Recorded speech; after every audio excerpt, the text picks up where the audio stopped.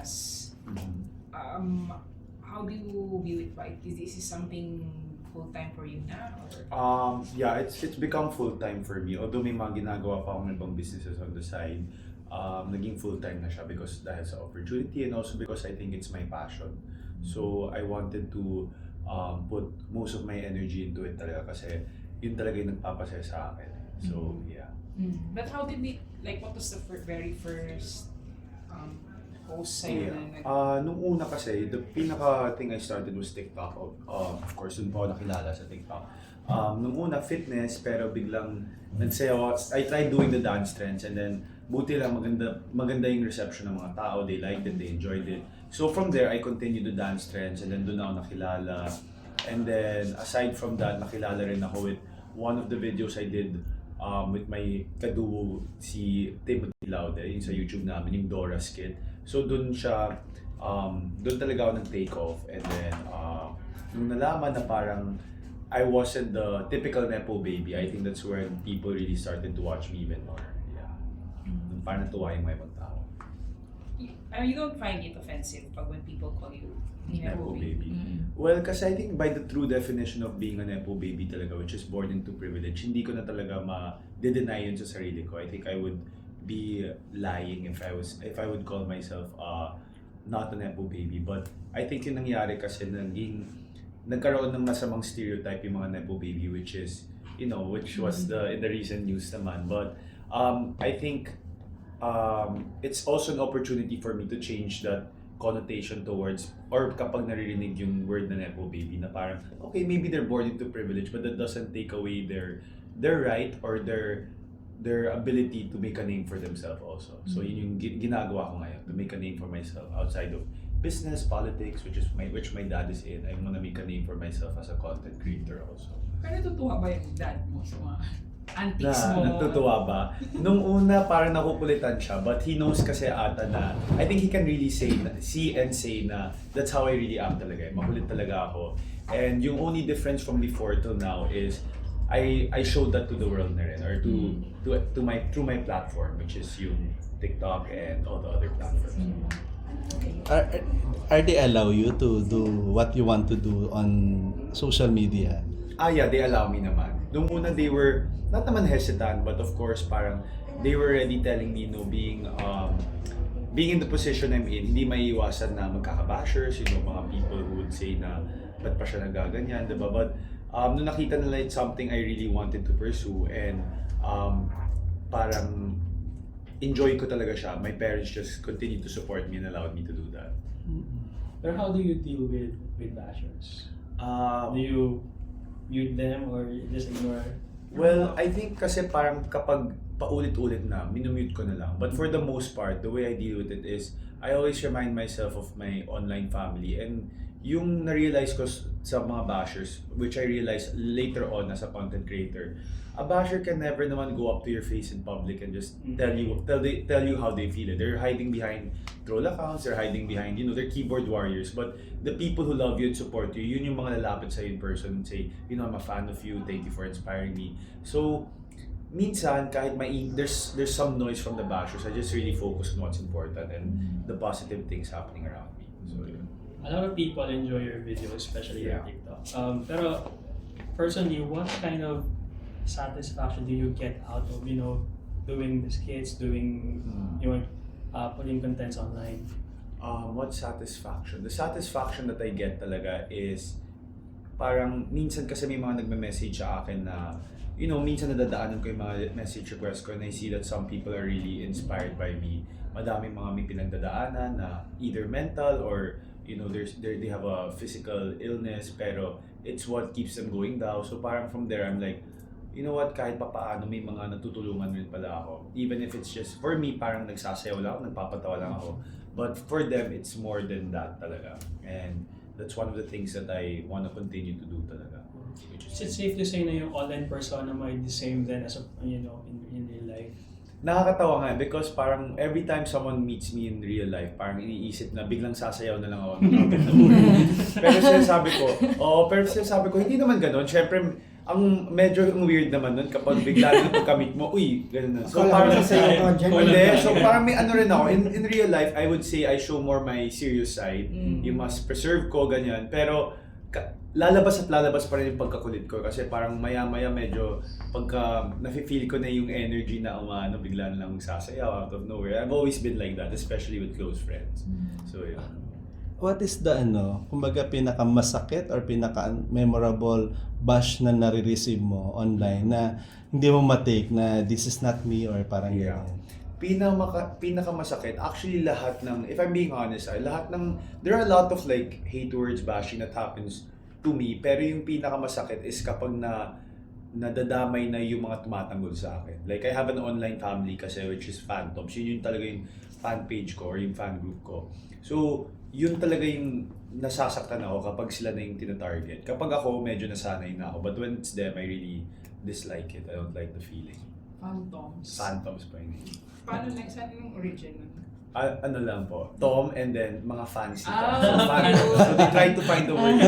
Parang yun yung pangalan ng fans mo, fans Yeah, club yung mo. Phantoms talaga, yeah. Mm-mm. Pero are you kumbaga nasasaktan ka ba pagka ang bash sa'yo about your family on politics, yeah. something like that, mga Well, ganyan? syempre, parang I don't think naman na may content creator or may social media na person or an actor, actress, anyone who's like a target of bashing. I think everyone will say nasasaktan talaga sila, di ba? When you see it initially, masasaktan ka. But then, when you know what you're doing, you know who you are, alam mo wala kang ginagawa mali. You just have to remind yourself na, alam mo, I get to sleep well at night, malinis yung conscience ko. So, if they're trying to put this on me, that's a bigger reflection of them than it is to me. Kasi alam ko wala akong ginagawang mali naman. So, they're just hating on the, pagka nagsasucceed ka, hindi talaga may iwasan yun. Mga evil eye. Yeah. Kung hindi ka content creator, saan ka kaya? I would probably be a businessman. Kasi before this, I was already handling yung mga iba't ibang franchising ko na kahit maliliit lang, hinahandle ko na. But then, I still had a lot of time in my hands naman. So sabi ko, I'll try content creating and then right now, super enjoy ko talaga. Hindi politics. No, most likely no. Kasi parang there are people saying Yeah. na this could be your parang Stepping stone. Yeah, parang I think that's always been what people saw it as. Diba, pag mga iba nag-showbiz, anak ng politiko, magpo-politics daw. Pero for me, parang if ginawa ko to, dapat matagal ko nang ginawa yun. For me, it happened more of an accident. I just had so much time to do. And then sabi ko, I'll just try content creating. Kasi matagal ko nang gustong gawin. I just didn't want it to be one of the big what-ifs in my life.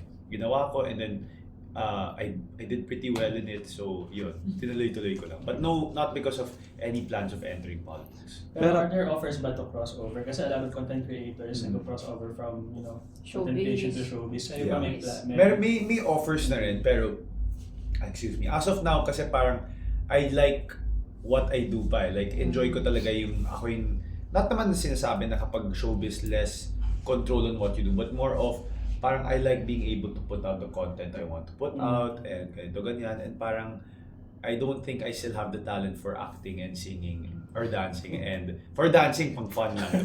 Pero iba na yung talent sa showbiz eh. Pero siguro parang, it will take a lot more dedication, time, and practice to be able to, enter showbiz kasi iba talaga yung mga kakompetensya doon, diba? Ano advice ng dad mo? Ano na advice ng dad Yeah. mo? Where you're getting, In general, he always tells me to stay humble and stay grounded, but at the same time, since alam niyang madami talagang mga voices and bashing na nangyayari, it's more, he told me something more applicable, which is just do what's right always para, malinis yung konsensya mo, and if may nagbabash man sa'yo, huwag mo na lang pansinin. Kasi easier said than done, pero kailangan talaga yun talaga gagawin. Kasi if you let them get to your head, parang ma-affect na yung gagawin mo. Kahit madami naman nagsusupport sa'yo. So, yun. Pero kamusta ka being a content creator at the same time son of the politician? There are pros and cons also, of course. Kasi yun nga, isa sa mga cons is like, parang people are saying na pang politiko lang yan, di ba? So medyo limited lang yung pwede mong gawin. But the only pros are parang you're able to have this parang may instrument ka to be able to help more people kahit not in politics. At least for me kasi parang may mga ways to help other people in need, ganun, via social media. Diba? So, very thankful ako for that. Message mo dun sa mga nepo babies na hindi nila ginagamit yung pagka nepo babies nila in a nice In a way. right way. Parang foul naman sabihin ko magising sa totoo. Pero I mean, to each his own naman, but I'd say na parang if you're for everyone naman, not only nepo babies, if you're in a position to do more, to be better, diba? I think you should use your opportunity to not only make yourself happy but also to make others happy and to help other people also. So, Any dream collaboration on your blog Ay, na mga madami. artist or content creator that you want to For sure, one of them is Nico Natividad, si Nico. Oo, What's kasi yung kulit comedy nyo ba? rin, oo. Tapos yung mga iba, before actually I was planning one with Bea Boris rin, but she had her baby, so na-busy siya. And then, so far yun pa lang naman. But any content creator usually na nag-reach out sa akin, I'm always eager to work with talaga. Always artista excited. na Artista. content creator. Medyo naka-work ko na si Michael Sayer eh. So, I mean, at least for a video. And then, top of mind wala, pero again, kahit sino naman G ako to work with eh. Or to collab. Uso ngayon ang collab din on PBB. Yeah. If given a chance to be part ng Papasok PBB, ka. papasok ka ba? Oh my gosh, ang dami nagtatanong ng question. Kung may opportunity pumasok ng bahay, parang number one, in the more funny side, hindi ko alam kung kakayanin ng ADHD ko magstay in one house for that long. Pero number two, I think in PBB kasi nakakatakot kasi there are a lot of syempre nakikita ng tao mo yung buong, like basically buong pagkatao mo every single day, diba? So it's very scary how one mistake can, change the course of your career, diba? So parang it's not something I'm ready for. I-allow ka rin kaya ng parents mo. And also that, kung i-alam mo ng parents mo, diba? Diba? Pero anong kwento nung yung laging ka-collab mo, dance collab? Si Kuya Marlon. Kuya Marlon was my driver / parang security. So growing up, he was always there. And then, parang I always knew kiti-kiti siya eh. Actually, that's one of the collabs na alam ko nung ginawa ko. Sabi ko, since alam ko sobrang nakakatawa talaga yung Kuya Marlon ko and people really love his energy and character, I knew if I was gonna do a collab with him, it would for sure click. And true enough, nag-click nga. And people are always looking for him. May sariling following na siya, which I'm very proud of also for him. And yeah. Aside kay Michael Sager, sino pa sa PBB yung collab yung gusto mo maka-collaborate? Girl or ano that you want? Yung mga lumabas before Oh, believe it or not, more of the guys nga ako eh. Yung mga sina Vince Marstella, ganun, pati sina Ralph. I would love to do a collab with them, kahit collab lang muna, diba? So, sobrang galing rin. Last na lang, about here, dito sa Lux. Yeah. Are you endorser ng Lux? I did a project with them, which is yung mga ads nila na nilalagay dyan. And I endorsed their facial cleanser. Pero it's a few months pa lang, pero hopefully one of these days maging full-time endorser na. What can you say Parang about their nag-live ka product? na nga, diba, sa TikTok? Yeah. What can I say about their products? Their products are very well thought of, well researched, and quality naman talaga. Not only not only Lux Skin, but up to Lux Slim and all their other products. How about Miss Anna? Miss Anna is very humble, down to earth, and very, very easy to work with, and napakagaling talaga. Iba rin talaga siya mag-isip. Sobrang mabilis siya mag-isip, and she knows what people want and need. And About aside sa cleanser, ano pa yung mga gusto mong product that you want to try? Yung talaga, yung nagustuhan ko talaga when she presented to me or when I visited her was the shirataki rice. Kasi yun talaga, I really use it, but I've been always trying to find the best shirataki rice. And daming mga sa online na hindi ganun kaganda yung ingredients, pero affordable. Meron naman maganda ingredients, pero sobrang mahal. But the one she put out or just released, maganda talaga but still affordable. Is it effective to you? Yeah, effective talaga. I stick by shirataki rice talaga. When every time I can eat shirataki rice talaga. Okay. Bakit? Mas mababa yung calories compared to normal rice. Pero syempre bilang Filipino, parang pag may ulam, hirap talaga pag Pero di ba skincare din? So importante talaga, I mean for Yeah. me to do, Yeah, for me, hindi na for siya, me, parang, hindi na eh, kasi parang it's not anymore yung frowned upon. Kasi syempre, yeah, kasi I think kahit lalaki ka naman, you wanna age, you know, gracefully, diba? Ayaw mo naman pagka, kung may, sorry for the word, pero kung may hot mama, syempre meron din hot daddy, diba? And I think every man and woman aims to be that. So you really have to take care of your skin when you're, you know, growing older. Okay. Okay. Thank ako you. naman. Yeah. Tom, one lang ako. If I may.